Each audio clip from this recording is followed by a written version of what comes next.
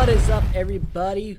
Welcome back to a video that I make like probably once every 3 months at this point. I really need to be more consistent, but the 49ers schedule is out now. So now we could do a deep dive on how do I think the Niners are going to do this year? How many wins? How many losses? Do I think they'll win the division? Do I think they'll make the playoffs? Are they a Super Bowl contending team? We're going to get into all that right about now. The schedules are out. Everyone released their funny little videos. Let's take a deep dive into our 49ers schedule. So first thing I want to address is this schedule is very favorable for the 49ers. It has been proven already that this is the weakest schedule in the NFL. So I'm going to just make a bold prediction flat out. This season, if the team is healthy, and that's one of the big things that people need to realize, if the team is healthy, because that's one of the biggest things the Niners always have is health. If they are healthy and the offense stays on the field, this team should easily be no less than a 10-win team, and they should definitely make the playoffs. Look at this competition that we have just right off the bat. Of course, our division opponents will always give us a hard time. There's no line about that. But when you play teams like the Jaguars, who I think are just awful, the Travis Hunter draft pick might be good for them, but at the end of the day, they just have so many holes out there. Tampa Bay will probably give us a challenge. Houston Texans, they're a good team. But then we have the New York Giants, who are probably going to be one of the worst teams in football. The Browns, who are legit a worst team in football. The Titans, who just had the number 1 overall pick, and they did nothing this offseason to make me believe that they're going to shoot up into the NFL rankings. Carolina, they're still a bad team. And then we have the Chicago Bears and the Colts. Multiple teams that are very bad, in my opinion. The only playoff teams that were really playing from the previous year are the Rams, Texans, and Buccaneers. If I'm missing somebody, my bad. But it is a very favorable schedule where if you cannot get 10 to 11 to 12 wins out of this schedule with a healthy team, there's going to be some serious questions and possible firings, in my opinion, because I don't think you have that kind of a good favor to not make the playoffs with the schedule. That's just me. But now let's take a more in-depth into our schedule. With week 1, we start off the season on the road in Seattle, taking on our favorite team up in the Pacific Northwest. That is 100% sarcasm. I hate these guys. I cannot stand these guys. Their fan base has dwindled so bad compared to the Legion of Boom days, where now when the Niners come into town, they kind of almost overtook that stadium, which it looked like they overtook it last year. It's not the hostile ground that it was before. And then the Seahawks signing Sam Darnold doesn't do nothing to me. Yes, Darnold lit us up last year. I'm not going to lie. He did with the Vikings. But that was under Kevin O'Connell, one of the best quarterback coaches, one of the best offensive minds. He comes from that Shanahan tree, of course. But I just don't see this Seahawks team being any dangerous. If anything, I think they're going to be worse than they were last year. Sam Darnold is going to come back down to earth. Losing DK Metcalf is a big blow to him, so that's one of the main receivers. I don't think anything they did really excites me. I am interested to see how Cooper Kupp works out with them now, because that is one of their big free agent signings. But as we've been seeing with Cooper Kupp the last season, he's definitely on the decline, and great receiver, but I just don't think he's going to be doing much. So I believe Niners are going to kick off the season with the win in Seattle. So with our 49ers winning week 1, we're 1-0. We're heading into New Orleans, who are in probably one of the worst situations in the NFL right now. Derek Carr retiring, no true starting quarterback. They are somehow still over the cap, and it's just bad in New Orleans, where it's definitely a long call from the Drew Brees days, where I think, and here's my hot take of the year, New Orleans is going to have the number 1 pick this season. They are going to tank hard for Archie Manning, whatever, the Manning kid. They're going to tank really bad, and it's just not even going to be intentional taking. I just think they're a really bad team, and the Niners are going to have to travel quite a bit. They're going to go from Seattle back home, then to New Orleans. So a little bit of a travel thing. They do travel a lot this year, but I think the New Orleans Saints should be another easy win for the Niners. Not saying the Seahawks are going to be an easy win, but this should definitely be an easy win where the team should definitely have it's what you call a confidence booster game. And that's what this game will definitely be. It's going to make everyone seem way better than they probably are. But, you always need those games to kind of boost the confidence, especially when you're on your way back home for the home opener up against the Arizona Cardinals. So now we're opening up at Levi's Stadium. I will be there. I go to every home opener. we're opening up the stadium. We're having a good time. Somehow the Arizona Cardinals always give the 49ers a hard time, no matter who's there. As long as I can remember, I can always remember the Cardinals just giving us such trouble. And up until recent years is when we started kind of like beating them. But last year, obviously, did not happen. I believe we got swept by the Cardinals, if I'm not mistaken. Yeah, we did actually. So, wasn't a great year, and Kyler Murray always gives us some struggles. So, I think this will be one of those tough games where it's going to come down to the fourth quarter. Probably be a low-scoring game. You know, the Cardinals are just the Cardinals. They give the Niners a fight every single time. But this is where I really want to see Mikael Williams, see how good he is coming off the other edge from Nick Bosa, where we get to see a lot of our young defense, because we are going to have a lot of young defensive starters this year. But I also think we could whoops, almost died on camera. But I also think we could beat the Cardinals. I see this game being really close, so I say being maybe 21-17 or 17-20, something like that. Niners win. We're 3-0, feeling good. And now we're kicking off week 4 with the Jaguars coming into town. Again, the Jaguars are one of those teams that at one point we thought they were going to be really good. They got Trevor Lawrence, who was going to be this generational quarterback. They had a pretty decent team, and they made a good run. About a few years ago, it was that one game where they had against the Chargers, where I really thought the following year, hey, the Jaguars are going to be someone not to want to mess with, the team you don't want to see. But ever since then, we just haven't been able to see anything out of this team. Trevor Lawrence hasn't been living up to his potential. They lose players all the time. Brian Thomas looks pretty good, though. Their wide receiving crew is pretty good. And now with Travis Hunter on there, I'm really curious to see how he is playing on offense and defense at the same time. Who knows how that's going to work on the NFL, because, you know, the NFL's a way different beast than it was in college. But I also think the Niners have the roster, and they should have the talent to be able to beat the Jaguars as well. So now, 4-0, the team should be looking really good, and we should start having some rumblings. You know, again, I want everyone to kind of like hold back their, like, you know, the whole like, this is our year, the team is back. We got to remember, this is a very weak schedule. And usually I am a very optimistic person, but I don't want to be that one person like, oh yeah, look at us. Because this is going to be one of those schedules where if you win all these games, you're going to be considered on fraud watch regardless because of the competition you're playing. But I digress. Now we're going into our actual first tough matchup of the season. So at this point, the team's really looking good. You know, we beat up 4 opponents, probably struggled against maybe the Seahawks and the Cardinals because, of course, division games are always hard. But now we have another division game. We're taking on the Los Angeles Rams in Levi's South. Again, this team last year swept us. Very good team. Rams are always a pretty good team. They had well coached, well drafted. And they added Devontae Adams, who, let's not kid ourselves, Devontae Adams may be on the older side.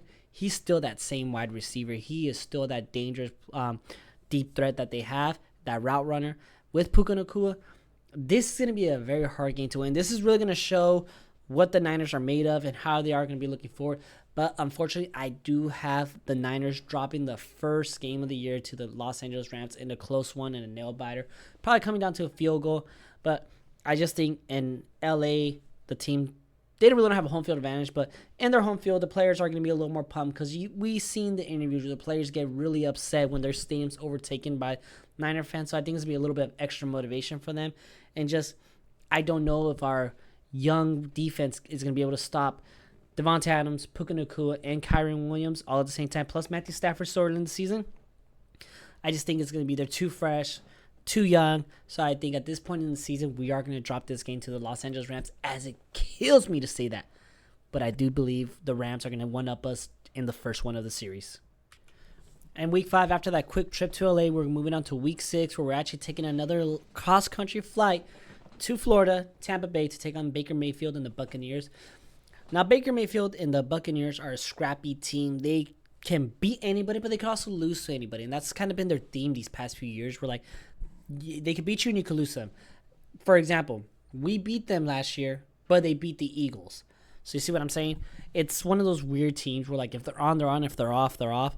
And I also think this might unfortunately be one of the games where they're on. But I do believe the Niners do have the power. And this could be a little bias on my side. Let's be real. I'm a little biased. I'm a Niner fan, of course. I do think the Niners bounce back and win this game. All right, now we're in week 7. We're back in Levi's. We're taking on the Dirty Birds, the Atlanta Falcons. And it wouldn't be a 49ers season if these guys don't drop the ball to a team that they shouldn't lose to. For example, 2 years ago, when the Super Bowl run with Purdy's sophomore season, losing to the Browns was definitely a game we shouldn't have lost to, which is one of those ones that kind of set us back a little, you know? So definitely something that happens every year. Every team drops a game that they shouldn't lose to, and I believe this will be the first one where we drop a game to the Atlanta Falcons. It happens. It always happens to the Niners. And then here's another thing that's going to happen. Now we're going to take on the Houston Texans, a very good team that if they're healthy, kind of the same situation as the Niners, if they're healthy, they can beat anybody. And I also have this team facing some adversity this year. So I also think they drop back-to-back games. So losing to the Falcons, losing to the Texans, all of us on Niner, the fandom, are going to be freaking out on Twitter, YouTube, everything. We're going to think the house is on fire. It happens. Every team kind of goes through a little adversity, and I wouldn't be surprised if this happens. I could see them easily dropping a game to the Falcons and then dropping a game to the Texans, and just everybody starts freaking the fuck out. But we got to stay calm and stay the course. And after dropping back-to-back games, I mean, everyone's stressy. Then you have another game, which I like to call the Saints, like I call the Saints game, a confidence booster. Heading to New York to take on the New York Giants. The only thing that has me worried about this game is that goddamn field that they have in MetLife Stadium. That is where a couple years ago we lost like 4 players in like the span of 2 weeks because we played back-to-back games there. Where Bosa tore his ACL, Solomon Thomas tore his ACL, Jimmy Garoppolo high ankle sprain, and I think we lost somebody else during that 2 week span. So that's one of the things that worries me about playing this game. So hopefully we could just get in there, whoop the Giants' ass, get the confidence back up, and then come back to California where we could be more at peace because, yeah, that field still haunts me to this day, and definitely confidence booster, but also hopefully everyone just gets to come back home healthy. Now this time, the Los Angeles Rams come up to Levi's, and this is where the turning point of the season has to be done. So I think it's a lot like the first game. Pretty good battle, explosive play, especially with Matthew Stafford, Puka Nacua, and Devontae Adams. But I also believe this is when the Niners get their win back, especially being at home where you know the stadium's going to be going crazy. Everyone's going to be like cheering, losing their minds, and especially it's a win that you have to get if you want to have any chance of trying to win this division, because I also think the Rams are going to be on a pretty good winning streak as well. So this is where I believe the Niners get their win back from the Rams, and everyone kind of breathes a sigh of relief, and it starts to tighten up the race for the NFC West, because then the following week you go out to Arizona in their stadium, and again it's just going to be like one of those things where I also believe you lose one to Arizona. It's going to be where you are there, but also there, and it's going to be a lot of the young inexperience that's going to kind of hold this team back. So win against LA, and then the following week lose to Arizona, and it's just going to be one of those things where everyone's scratching their head like, what does this team need to do? And we're just going to have to go along for the ride. It's football season. We're going to be stressing regardless. And now our final game against our NFC South division opponents this year, because we played the entire NFC South, if nobody noticed, but you probably should have. We had the Carolina Panthers, and this should be a game the Niners win. It's a home game against Carolina, a team who's struggling. Yes, they got their possible franchise quarterback. They're getting the pieces out there, but there's still a ways to go. And this is where the Niners also get another confidence booster game. A lot of confidence boosters, because that's what's going to be needed this year. And I just think the Niners destroy the Panthers at home. And everybody rejoices, because we need to beat up some people this year to feel great about ourselves. And then we got the Cleveland Browns, another team who the hell knows who their quarterback room is. Bill Cosby is going to be out. They're probably going to fire his ass already because he keeps getting hurt. Tore his Achilles twice. Let him go. But then this is one of the more interesting things, because they have Justin Gabriel, who they drafted, if that's his name right. Justin or Dustin Gabriel, one of those two. They drafted him, I believe, in the 3rd round. Then they drafted Shedeur Sanders in the 5th round. So 2 rookie quarterbacks they have. And then they have Kenny Pickett right there. So somebody who's trying to prove his case that he could be a potential starting quarterback in the NFL. He's not. And then Grandpa Flacco.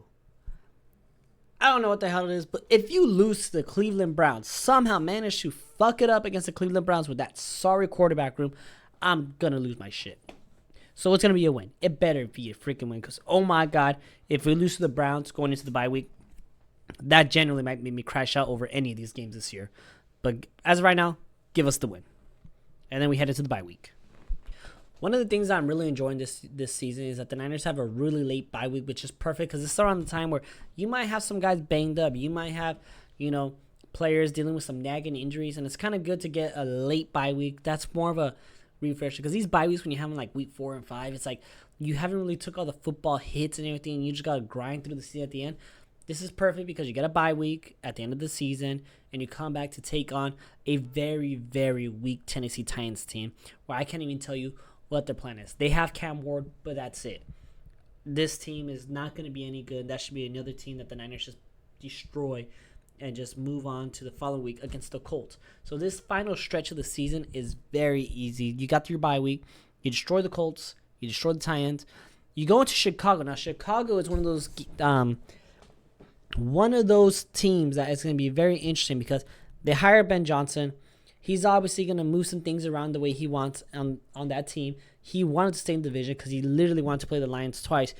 But so when you do that, that kind of tells me that you believe you're the reason why a team is doing good and you're trying to prove that point, which if it's anything like the Lions, it's going to be a good game. It's going to be a really hard fighting game. But I do think the Niners have the manpower and the skill to beat them out. And you know what? We beat the Bears. And then we end the season at home against Seattle. Depending on how the division standings and everything, I do think this will be a hard-fought game. And I do believe the Niners will end the season by beating Seattle. So now let's tally up how I think the season will go and what our record is and how realistic, what's our ceiling, what's our floor. And to sum it all up, guys, this is what I think the Niners season is going to go like. I think our ceiling, which is what I predicted, is going to be 13-4. And I think our floor is 10-7. Now, I know that's really high, especially considering this team was 6-11 last year. But let's not forget, this is probably the easiest schedule I've ever seen a team had in my life. They still got talent. You can see the big three right here: Brock Purdy, Fred Warner, and George Kittle. With those guys, with McCaffrey, and then Ayuk coming back healthy, Ricky Pearsall breakout season waiting to happen, Third and Juwan. They have a lot of offensive power, and let's not forget like Nick Bosa, Michael Williams could be defensive rookie of the year for all we know. This is going to be a really interesting season where I think if this team does not at the minimum get 10 wins, which is what I'm expecting at the bare minimum, there's going to be a lot of questions to have to answer, some uncomfortable conversations to have about coaching, players, and let's not forget ownership. But anyways, guys, that's how I think the Niners season is going to go. I believe we're going to be 13-4. Believe we're going to win the NFC West. I think a lot of people are overlooking us, going straight for the Rams. But, it is what it is. The Rams on paper look really great, but I do think this team has a huge bounce back year. Now, playoff run, it's going to be very interesting with them being first in the West. With that record, they could be a really high seed. But unfortunately, Super Bowl is in Levi's. As much as I want to say, as I expect my team to be there, I want them to be there. If they make it, great, and they better win it all. But if we're being realistic and unbiased, I see this being maybe a divisional round team at best and probably losing to one of those really good teams. Like, you got to remember in the NFC, we still got the Lions, the Packers, the Eagles, of course, and then the Vikings, who could be pretty good. Of course, you also have our own division, the Rams, who either make the playoffs by winning the division over us or a wild card. There's just a lot of talent, which I can't confidently say this team is a Super Bowl team because they are a lot weaker on paper than they were the last Super Bowl. But anything's possible, and I will be supporting this team to make it all the way to the fullest. But that is it, guys. Gonna get this video edited, and then next video I'm gonna make my bold predictions for the NFL season, where I'm just gonna say who I think is gonna be MVP, playoff teams, division winners, all that kind of fun stuff. But anyways, guys, that is it. I will see you at the next video.